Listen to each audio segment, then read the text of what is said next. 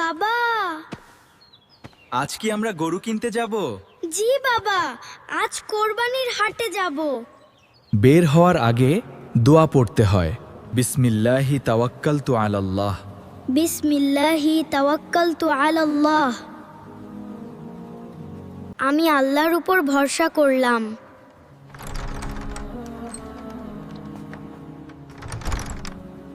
আরহাম, তুমি কি জানো বাবা, কোরবানি কেন করা হয়? কোরবানি কেন করা হয়? আল্লাহর আদেশ মানতে। প্রিয় বন্ধুরা, তোমরা যারা এখনো আমাদের চ্যানেল সাবস্ক্রাইব করো নাই, প্লিজ সাবস্ক্রাইব করে চ্যানেল গ্রো করতে হেল্প করুন। হযরত ইব্রাহিম আলাইহি ওয়াসাল্লাম আল্লাহকে খুব ভালোবাসতেন। হ্যাঁ, তাই কোরবানি করা হয়। আরহাম, তোমার কথাটা শুনে ভালো লাগলো। ওয়াও, কত গরু! আজ আমরা সুন্দর গরু কিনব।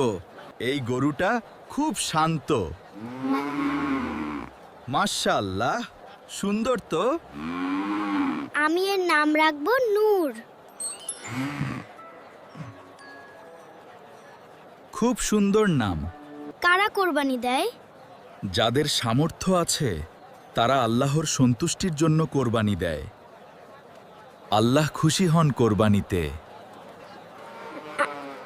আমি আল্লাহকে ভালোবাসি। গরুকে কষ্ট দেওয়া যাবে? না বাবা, ইসলাম দয়া শেখায়। মাশাআল্লাহ, সুন্দর গরু। এটার নাম নূর। আজ ঈদুল আজহা। ঈদ মোবারক। ঈদ মোবারক। ঈদের নামাজ খুব গুরুত্বপূর্ণ। আমি মনোযোগ দিয়ে পড়ব। বাবা, কোরবানির নিয়ত কি? কোরবানির নিয়ত হলো আল্লাহর সন্তুষ্টির জন্য পশু কোরবানি করার সংকল্প। কোরবানি কি কারো নামের উপর হয়?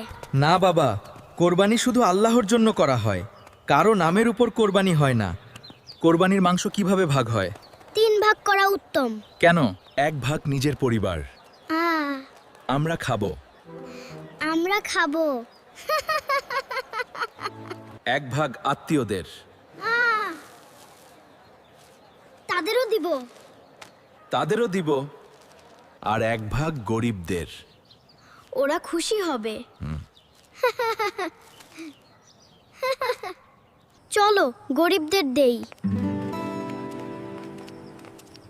এটাই ইসলামের সৌন্দর্য। চাহো।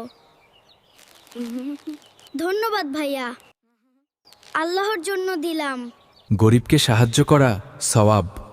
আমি সব সময় সাহায্য করব। আজ সবাই খুশি। কোরবানি খুব সুন্দর। আজ আমি অনেক কিছু শিখলাম। আলহামদুলিল্লাহ। কোরবানি মানে ত্যাগ শেখা। আমি ভালো মুসলিম হব। ঈদ মোবারক। আল্লাহ সবাইকে ভালো রাখুন।